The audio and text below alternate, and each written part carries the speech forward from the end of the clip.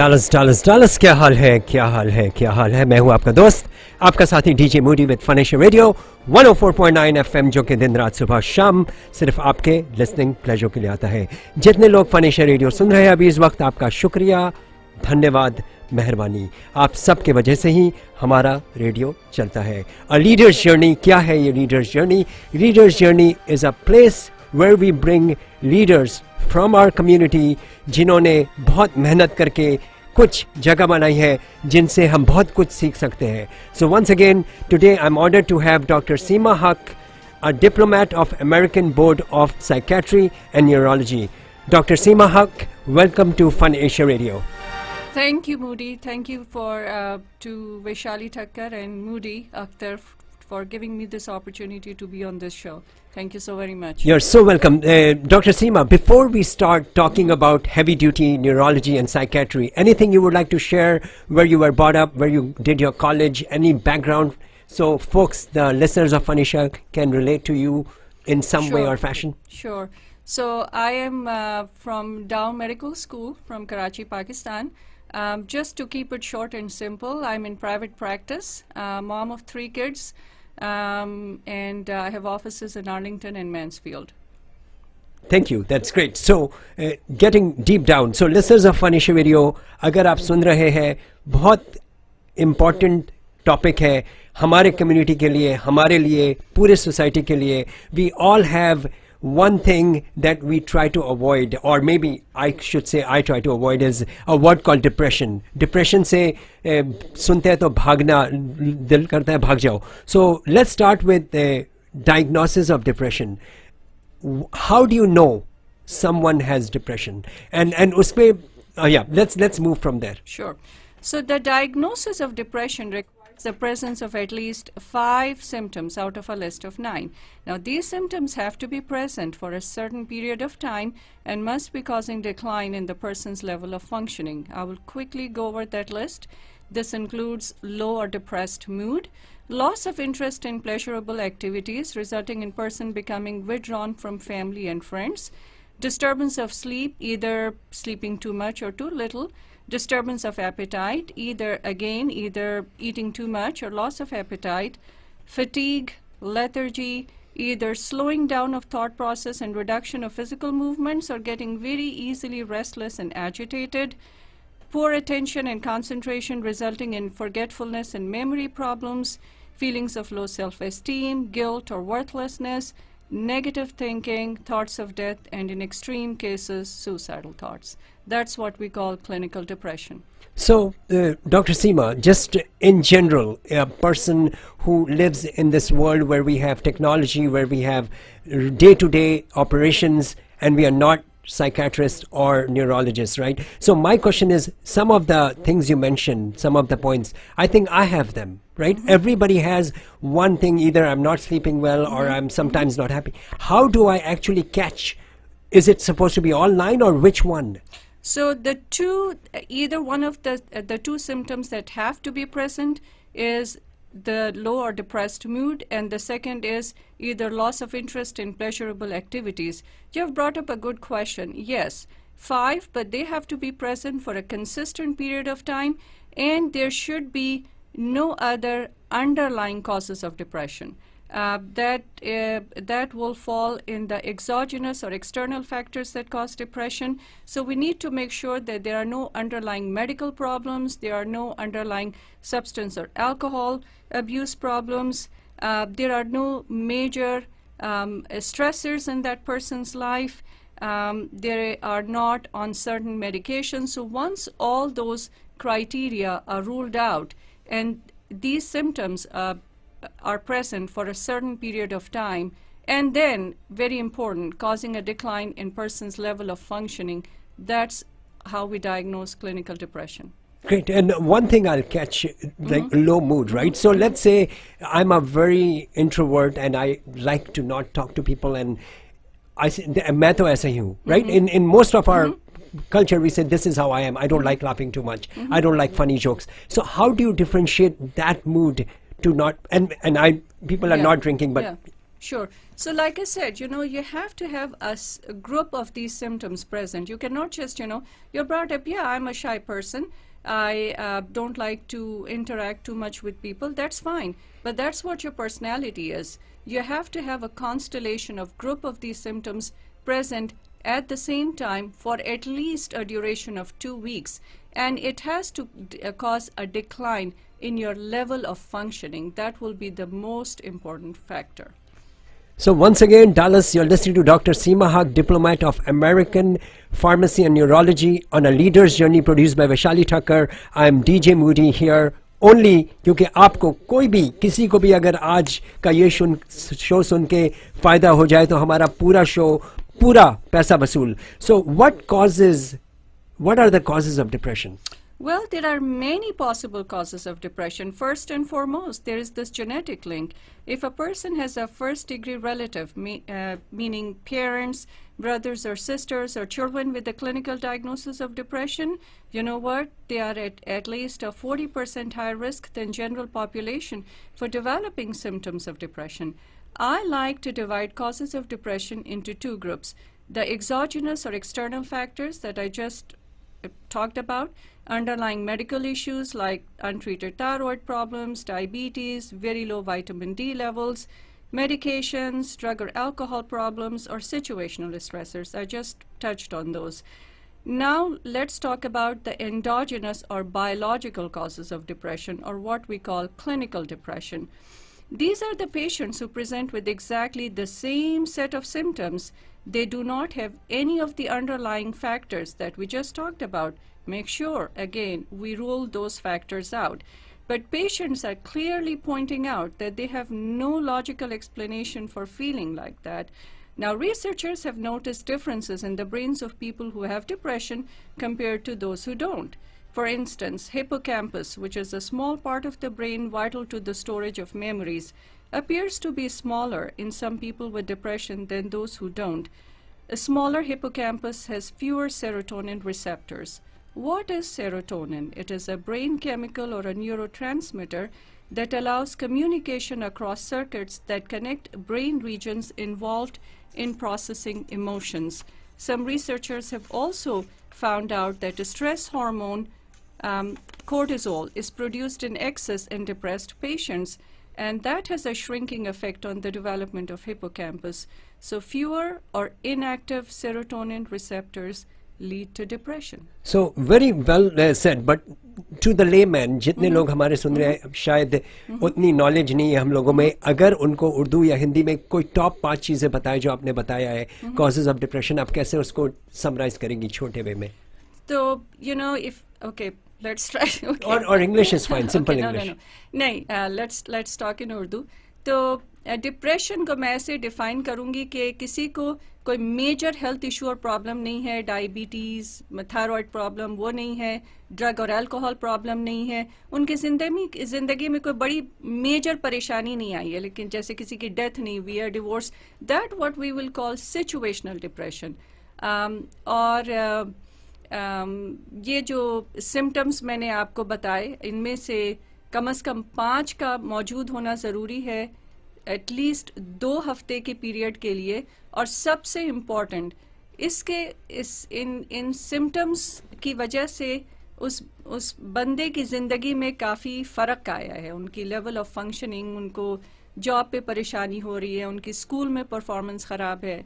So that's what I will call clinical depression. I'm sorry. No, perfect. It's very, very good. Thank you. So, एक बहुत बड़ा सवाल है और listeners of Fun Radio, once again अगर आपने अभी ज्वाइन किया, आप लोग सुन रहे हैं Leaders Journey on Fun Radio. I am DJ Moody with doctor Seema Haq, who is a diplomat of American Board of Psychiatry and Neurology. Once again doctor Seema Haq, thank you for coming on. This show is produced by Vaishali Thakkar of Fun Radio. सवाल ये है कि हमें हमारे society में या किसी भी सोसाइटी में डिप्रेशन को एक ठप्पा टैबू क्यों समझते हैं हम, कि छुपाना है, बताना नहीं है, कि एक गंदी चीज़ है, किसी को मत बताओ कि मेरे घर में या मेरे भाई को या मेरे बहन को या मुझे डिप्रेशन है. Well, perhaps mental illnesses are simply not as concrete as physical illnesses. I mean, let's accept that. You can go and get a CT scan if you're suspecting a mass, but you cannot check your serotonin levels. What causes a stigma is stereotypes. A lot of people believe that people who have mental illnesses are dangerous and unpredictable, but that's not true. Medical science has come long ways, and there has been tremendous development in the field of psychotropic medications. Media portrayal is big one. People with mental illnesses are portrayed as being dangerous, evil, unable to live normal lives. It makes people afraid to seek help, that they will be labeled as crazy. Big ones: race, culture, ethnicity. It plays a big factor too. I hope I'm not ruffling any feathers here, but clinical depression is not just the result of not saying enough prayers in a day. Yes, happiness is a state of mind. I accept that. One has to be positive. They have to have good coping skills, but that cannot substitute for clinical treatment. People have to accept depression is a medical disease like diabetes, cancer. I often use the example of diabetes. What is diabetes? It involves your pancreas, and it is an imbalance of insulin. What is depression? It involves your brain, and it is an imbalance of serotonin. It is a physical disease, whether we like it or not. Here it is. So you touched up a point कि डर जाते हैं लोग depression सुन के कहीं मार ना दे, aggressive ना हो जाए, कुछ तोड़ ना दे, या एकदम क्रेजी हरकतें, बेइज्जती ना हो जाए हमारी. तो हाउ डू पीपल नो कि ये अगर डिप्रेशन है और मेडिसिन खा रहा है, हमें डेंजर नहीं है इससे, या हम इसको वैसे ही ट्रीट करेंगे जैसे नॉर्मल लोगों को ट्रीट करते हैं? Well, then that person's behavior will speak for itself. Yes, there are some more severe form of mood disorders as well, but I should very quickly and clearly point it out that there is effective treatment for those disorders as well. So everyone who has a mood disorder is not aggressive or impulsive. Just keep. Another thing in this society, a big factor is, although it is kind of catching up in South Asian community as well, underlying drug and alcohol problems, people don't bring it up. I mean, unfortunately, you get a much, exciting headlines with, somebody had a mental disorders, but a lot of times there were underlying drug or alcohol problems that were making that person aggressive or out of control, and people were not talking about that. So, that can be a factor as well. Thank you. So once again, Leader's Journey, Dr. Seema Hauqe on the studios of Fun Issue Radio. I'm DJ Moody, produced by Vaishali Thakkar. Once again, listeners of Fun Issue Radio, ये आपका show है, आपके लिए शायद किसी का इस show को कुछ सुन के फायदा हो जाए. एक सवाल सीमा, डॉक्टर सीमा है, किस तरह के challenges face करते हैं आप जैसे practices? What are the challenges you face doing this as a practice every day, listening to crazy people? Yeah. Well, I will have to correct you here. Do not say crazy people. Yeah. People behavior can be crazy, but having a mood disorder does not make them crazy. So beautiful. Let's talk Thank you about, so much. Yeah. Okay. Thank you. So thank you for recognizing that. Well, my biggest challenge, I will specifically talk about South Asian community, lack of interest in treatment. People want to know when they are going to be off of medications even before I have started talking about treatment. So that is my biggest challenge. Other challenges at large: financial barriers, a strict control of psychotropic medications by insurance companies. That's also a big one. Newer products have come out in market. They have much lower risk for side effects, but insurance companies don't want to pay for those. That's also a very big challenge. And I'll go back to the comment I made. The comment is, again, being a doctor and listening to folks who are your patients and going deep down and having to fix the problem. It's a very tough job. So thank you for what you do. Well, it's a very tough job. So one more thing, very commonly, I think most of us face is teenagers, right? So teenagers act. We are living in 21st century. We have grown up in a different society. We had different kind of parenting. We have different expectations from our kids. They are very different from how we grew up in our 80s and 90s with all the technology and all the social media and everything that's happened. They're 10 times ahead of us. We cannot cope up with their speed. So a lot of times we don't know if they are talking, I'll not use the word crazy anymore, if they are acting, misbehaving with you as a teenager, if they're not listening to you or they have a direction, why is he not talking? Why does he come to me when he needs something? How do we know if the teenagers are going through depression or that's how they are? Because we have not grown up in this world and in this technology world. Well, that's a very good question. So let me very quickly say that depression in teenagers will also present with some of the signs and symptoms that we just talked about, but there are definitely some symptoms that are unique to this age group. If you have a teenager who's going through some of the symptoms that I'm just going to talk about, like they seem very irritable and angry, appearing defiant. So I'll just say, what was the angry ke pehle, what was the word you said? Irritable and angry. Most of the teenagers, I would say, are like that. What do I do next? Okay. So again, remember the symptoms that we talked about. Those symptoms have to be present. They are having difficulty bouncing back from stressful situations. They are routinely isolating from friends and family. They are having difficulty falling or staying asleep. They are either eating more or less than usual. They have very poor self-esteem. These symptoms have to be present consistently for a certain. Of course, you cannot label a child with depression if they threw a tantrum, let's say even for a week or two. But a constellation of symptoms have to be present. You will have to put things together.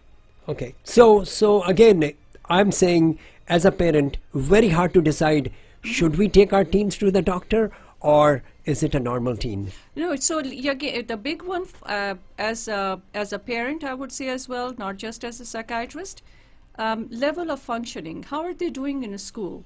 How's their performance in a school? What is their relationship with their friends or family? That will be the biggest telltale signs. Great. And what about, is there any relationship between bullying and depression? Well, yeah, children that experience bullying are at a much greater risk for developing depression than children who don't. In fact, one study finds that the consequences of childhood bullying, including depression, can persist even 40 years after bullying occurred. So that's pretty significant. Wow. So good to know. Yeah. Bullying is a big game changer. Yeah. Well, I still remember, the young fellow, my classmate, who used to call me Four Eyes when I was in 5th grade because I was the only girl who used to wear glasses. And you know what? There were so many kids in my class. I still remember that boy who called me Four Eyes. I still remember his face and name. So let's go back to the Four Eyes boy, right? So, Yeah. So did you go through any challenges to overcome that? Well, yeah, I used to forget my glasses at home all the time, and then would get into trouble in school myself. So, yeah. Is depression a permanent condition? Yes, depression is a permanent condition, and there's no cure for depression. Let me say that. But there are lots of effective treatments. People can recover from depression, and they can live long and healthy lives. There is 80 to 90% of patients with depression eventually do respond to treatment. So there's no cure, but there is treatment. But we do not have a cure for a lot of common conditions. We do not have a cure for common cold and flu. So what about mild depression? Is there something called thoda sa hai? Well, yes. There can be milder symptoms of depression too. Then the symptoms that I just, and I don't want to go over that list again because of time limitation. A few of those symptoms will be present, and they are not going to cause that much decline in the person's level of functioning. So the very important is, you just don't look at the symptoms. Like somebody may have poor sleep, poor appetite, feeling tired for a few days, but what kind of problem it is causing in that person's life? Low levels of depression, that is, you have brought up a very good question. Although I just said that, most experts saying you cannot prevent depression and others are not sure, but I know you cannot control your genes, you cannot control chemicals in your brain and your environment, but things that you can do to avoid depression, those choices are there. Thank you. Once again, Leader's Journey, Dr. Seema Hauqe. She is a diplomat of American Board of Psychiatry and Neurology. This show is produced by Vaishali Thakkar. I'm DJ Moody. सिर्फ आपके लिए Dallas, आपके community के लिए, क्योंकि आप लोग शायद कोई सुन के इस शो को अपने घर को, अपने फैमिली को, अपने दोस्त को बचा सके या उनको ठीक डायरेक्शन दे सके. So, does depression makes you gain weight? Well, yeah, depression, people with depression can experience weight gain due to their condition or sometimes also from medications that we use to treat depression. Depression, as I mentioned earlier, can be associated with overeating, poor food choices, a more sedentary lifestyle, so that, yes, it can directly affect body weight. As far as medications are concerned, there are a lot more choices now for medications. Most of the antidepressants do not cause more than 2 to 3 pounds weight gain. That's what we have seen in studies. But yes, low energy, lack of motivation, sedentary lifestyle does lead to weight gain, and that is one of the symptoms of depression. Why are we scared of taking depression medication? Why are we scared of medicine in general?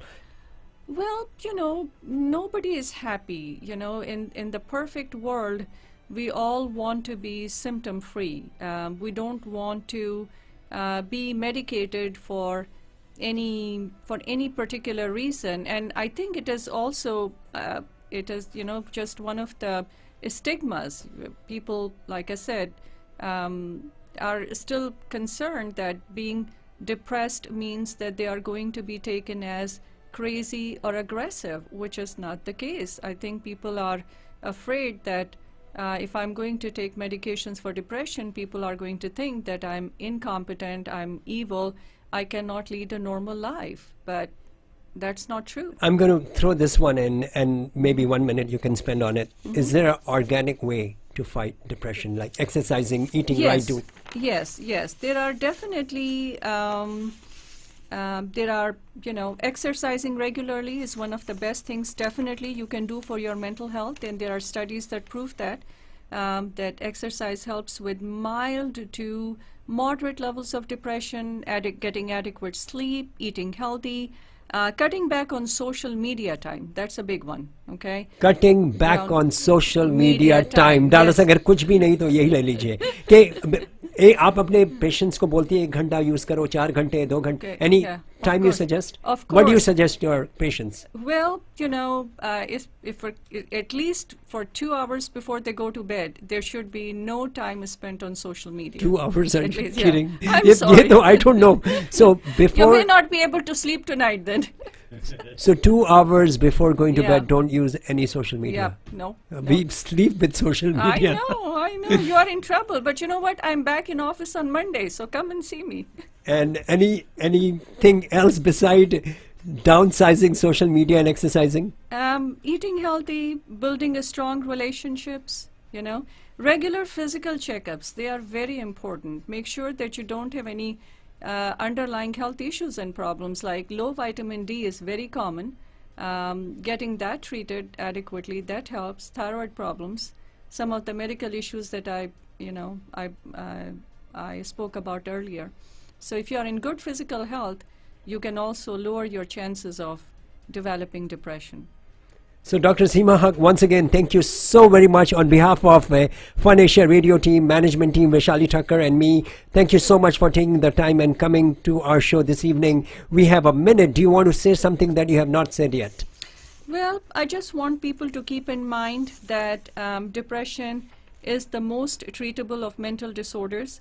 Between 80 to 90% of patients with depression eventually respond to treatment.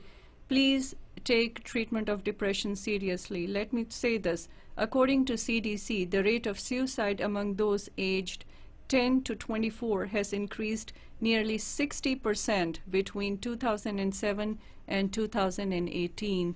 Depression is a serious disease. It kills people. It can be very adequately treated.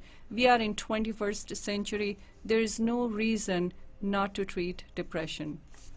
Thank you so much. Dallas will be back after the break. I love you, Dallas.